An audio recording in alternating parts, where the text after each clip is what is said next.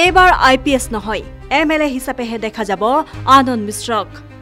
IPS পদ ত্যাগ কৰি ভাগ্য ফুলিছে নেকি আনন্দ মিশ্ৰৰ ৰাজনৈতিক কেৰিয়াৰে আনন্দ মিশ্ৰৰ হলাব পাৰে পৰিচয়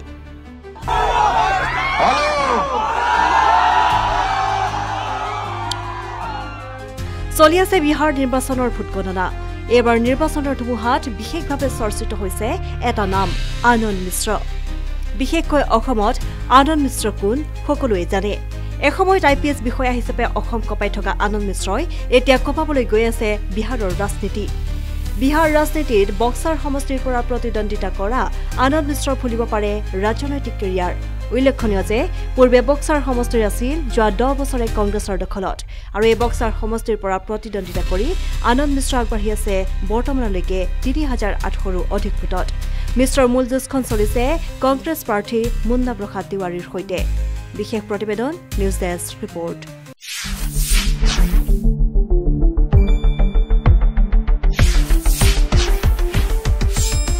শুদ্ধ আৰু বিস্তৃত বাতৰিৰ বাবে চাই থাকক নিউজ ডেস্ক ৰিপৰ্ট